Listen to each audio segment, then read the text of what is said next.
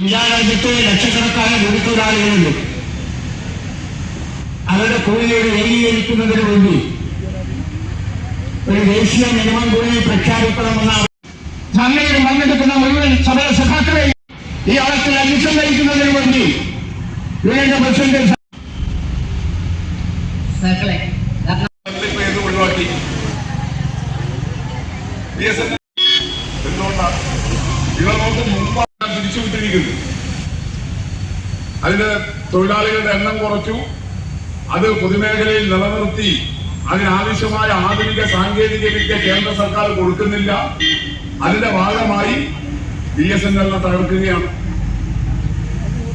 അതിൽ നിന്ന് പിരിഞ്ഞ തൊഴിലാളികൾക്ക് ഇതുവരെ അവരെ റിട്ടയർമെന്റ് ആനുകൂല്യം കിട്ടിയില്ല. ദിനേശ് മേടിക്കാർക്ക് അത്ര പരാതി ഉണ്ടാവില്ല. പിരിഞ്ഞിട്ട് ആനുകൂല്യം കിട്ടിയില്ല എന്നുള്ള പരാതി ഇതുവരെ ഉണ്ടാവില്ല. കുറച്ച് നേരത്തെ തന്നെ ഇപ്പൊ മാറി. പക്ഷെ കേന്ദ്ര സർക്കാരിന്റെ BSNL-ന് 3-4 കൊല്ലം മുമ്പ് അവരെ നിർബന്ധിച്ച് പ്രായമായിട്ടില്ല, പിരിയേണ്ട പ്രായമായിട്ടില്ല. കേന്ദ്ര സർക്കാർ പറഞ്ഞു ഇപ്പം റിട്ടയർമെന്റ് എടുക്കണം, വോളണ്ടറി റിട്ടയർമെന്റ് എടുക്കണം. അങ്ങനെ നിർബന്ധമായി പിരിച്ചുവിട്ട തൊഴിലാളികൾക്ക് 4-5 വർഷമായിട്ട് ആനുകൂല്യങ്ങൾ കൊടുക്കുന്നു. അപ്പൊ നമ്മൾ കേന്ദ്ര സർക്കാരിനെ കുറ്റം പറയുന്നത് വെറുതെ രാഷ്ട്രീയമായുള്ള എന്തെങ്കിലും വിയോജിപ്പ് കൊണ്ടല്ല. CITU-വിന് നരേന്ദ്രമോദി പ്രധാനമന്ത്രിയായ കേന്ദ്ര സർക്കാരിന്റെ നയങ്ങളോട് വിയോജിപ്പുണ്ട്. ആ രാഷ്ട്രീയ വിയോജിപ്പിന്റെ മാത്രം പേരിലല്ല നമ്മൾ കേന്ദ്ര സർക്കാരിനെ വിമർശിക്കുന്നത്. നമ്മുടെ കൺമുന്നിലെ യാഥാർത്ഥ്യമാണ്. ഇന്നിപ്പോ ബീഡി തൊഴിലാളികൾ എന്ന് പറയുന്ന അസംഘടിത മേഖലയിലെ നമ്മുടെ പ്രശ്നങ്ങൾ പറയാൻ കേന്ദ്ര സർക്കാരിനെ കേൾപ്പിക്കാൻ നമ്മൾ മാർച്ചും ധർണയും നടത്തേണ്ടുന്ന പോസ്റ്റ് ഓഫീസും ടെലിഫോൺ എക്സ്ചേഞ്ചും എല്ലാം ഒരു 4-5 കൊല്ലം കഴിഞ്ഞാൽ ഇല്ലാതാകുന്ന വിധത്തിലാണ് കേന്ദ്ര സർക്കാർ സ്വീകരിക്കുന്ന നയങ്ങൾ. എന്നുള്ള തൊഴിലാളി എന്ന് പറഞ്ഞാൽ കേൾക്കുക. അങ്ങനെ ഒരു പദവേ ഉപയോഗിക്കാൻ പാടില്ല. അതുകൊണ്ട് ഇപ്പോൾ കേന്ദ്ര സർക്കാരും അതിനെ നയിക്കുന്ന രാഷ്ട്രീയ പാർട്ടിയായ BJP, ആ BJP-യെ നയിക്കുന്ന RSS അവരുടെ തൊഴിലാളി സംഘടന, തൊഴിലാളി എന്ന് പറയില്ല. നമ്മളെ പോലെ തൊഴിലാളി ദിനം, തൊഴിലാളി സംഘടന ഇല്ല. അവർക്ക് ആരാണുള്ളത്? അവര് പറയുന്നത് വിശ്വകർമ്മ ദിനം എന്നാണ്. നമ്മുടെ CIT-കാരൊക്കെ തൊഴിലാളികളൊക്കെ ബാക്കി എല്ലാവരും ഏത് കൊടിപിടിക്കുന്ന തൊഴിലാളിയായാലും May 1 സാർവദേശീയ തൊഴിലാളി ദിനം. എന്നാൽ നിങ്ങളുടെ കൂടെ തന്നെയുള്ള ഏതെങ്കിലും BMS-കാരുണ്ടെങ്കിൽ നിങ്ങൾ നോക്കി, അവർക്ക് ഏതില്ല?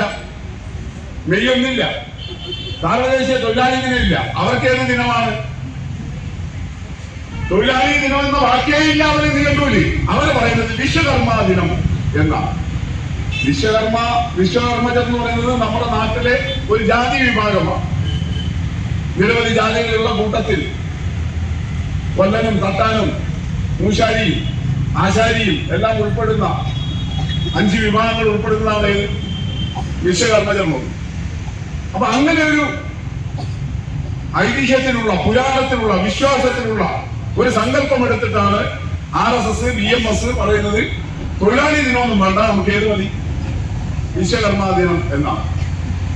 നമ്മുടെ ചാനലുകാരും പത്രക്കാരും എല്ലാം പറയുന്നത് ഉടുത്ത സാരി ഹൈദരാബാദ് കോട്ടൺ സാരിയാണ്. കഴിഞ്ഞ കൊല്ലം അവർ ബജറ്റ് അവതരിപ്പിക്കാൻ വന്നപ്പോൾ ധനകാര്യമന്ത്രി ഏത് സാരി പറയുന്നു?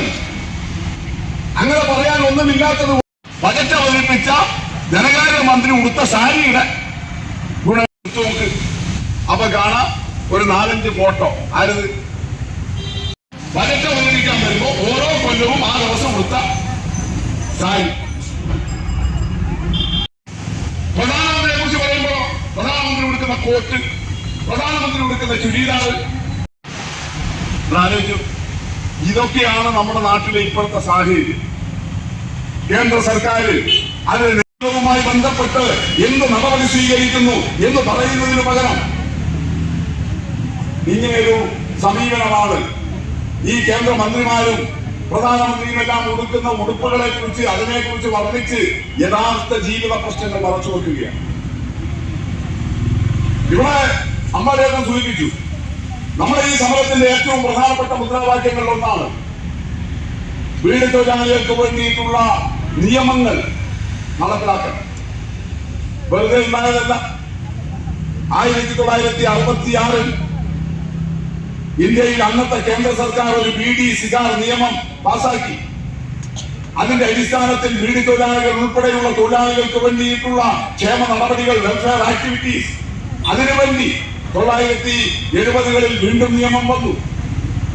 ഇങ്ങനെ കഴിഞ്ഞൊരു 100 കൊല്ലത്തിനിടയിൽ നമ്മുടെ രാജ്യത്ത് തൊഴിലാളികളുടെ സുരക്ഷിതത്വത്തിന് വേണ്ടി, അവരുടെ ക്ഷേമം ഉറപ്പിക്കാൻ, അവരുടെ തൊഴിലും വരുമാനവും ഉറപ്പിക്കാൻ ബ്രിട്ടീഷുകാരുടെ കാലം തൊട്ട് എത്രയോ നിയമങ്ങൾ ഉണ്ടായിട്ടുണ്ട്. അതൊന്നും ആ ഗവൺമെന്റുകളുടെ ഔദാര്യമായിട്ടുണ്ടായതല്ല.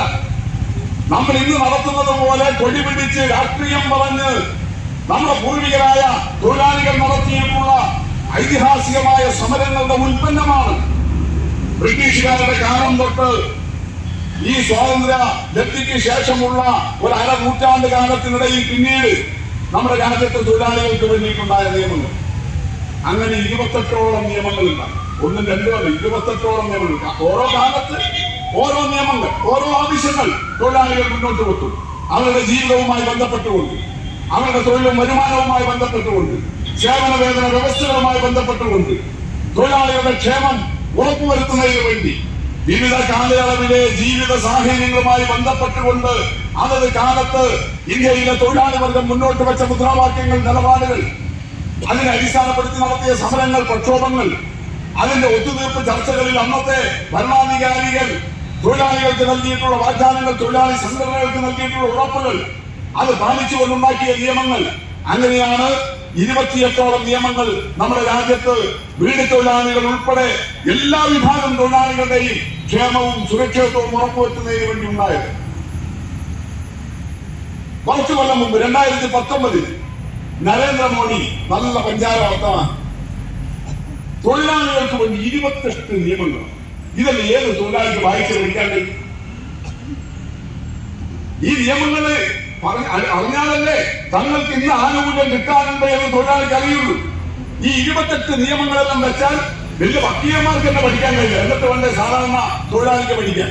അതുകൊണ്ട് നമുക്ക് ഇതെല്ലാം കൂടിയിട്ട് ചെറിയ നിയമങ്ങളാക്കാം. കേൾക്കുമ്പോ നല്ല പഞ്ചാര വർത്തന. 28 വലിയ നിയമപുസ്തകം ഉണ്ടാകുന്നതിന് പകരം എല്ലാം കൂടി നമുക്ക് ഒരു 3ഓ 4ഓ നിയമങ്ങളാക്കാം. അങ്ങനെയാണ് 4 ലേബർ കോഡുകളാക്കി മാറ്റിയത്. AKG ഉൾപ്പെടെയുള്ള മഹാരഥന്മാരായ നേതാക്കൾ സമരം ചെയ്ത് നമ്മുടെ രാജ്യത്തിലെ ബീഡി തൊഴിലാളികളെയും അന്നത്തെ ചുരുക്കു തൊഴിലാളികളെയും എല്ലാം സംഘടിപ്പിച്ച് യൂണിയൻ ഉണ്ടാക്കി നടത്തിയ വലിയ പോരാട്ടത്തിന്റെ ഭാഗമായി ആദ്യം AKG പാർലമെന്റിൽ സ്വകാര്യ ബില്ലായിട്ട് അവതരിപ്പിക്കുകയും പിന്നെ അന്നത്തെ കോൺഗ്രസ് ഗവൺമെന്റ് ഔദ്യോഗിക ബില്ലാക്കി മാറ്റുകയും ചെയ്തതിനുള്ള നിലവിൽ വന്ന ബീഡി സിഗാർ നിയമം ഉൾപ്പെടെ 28 നിയമങ്ങളും റദ്ദാക്കി. 2019 എല്ലാ നിയമവും റദ്ദാക്കി. എന്നിട്ട് പുതിയ 4 ലേബർ കോഡ്. ഇനി ഓരോ തൊഴിലാളി ഓരോ നിയമം നോക്കണ്ട. ബീഡി തൊഴിലാളിക്ക് ഒരു നിയമം, കർഷക തൊഴിലാളിക്ക് ഒരു നിയമം, വ്യവസായ തൊഴിലാളിക്ക് ഒരു നിയമം, സർക്കാർ ജീവനക്കാരന് വേറൊരു നിയമം. അങ്ങനെയൊന്നും പറയണ്ട. എല്ലാ തൊഴിലാളി ഏതായാലും എല്ലാ തൊഴിലാളിയും ഒരുപോലെ അല്ലേ? അതുകൊണ്ട് എല്ലാ തൊഴിലാളിക്കും കൂടി 4 ലേബർ കോഡ്. അങ്ങനെയാണ് പറഞ്ഞത്. ബാക്കി എല്ലാ നിയമങ്ങളും റദ്ദാക്കി. 28 തൊഴിൽ നിയമങ്ങളും റദ്ദാക്കി. എന്നിട്ട് 4 ലേബർ കോഡ്. ആ ലേബർ കോഡിന്റെ അവസ്ഥ എന്താ? നമുക്ക് നേരത്തെ ഓരോ മേഖലയിലെയും തൊഴിലാളിക്ക് ആ മേഖലയിലെ തൊഴിലാളികൾ സംഘടിച്ച് സമരം ചെയ്ത് നേടിയെടുത്ത നിയമങ്ങൾ ഉണ്ടാകുമ്പോൾ അതത് മേഖലയിലെ ഓരോ തൊഴിൽ മേഖലയും വ്യത്യസ്തമാണല്ലോ.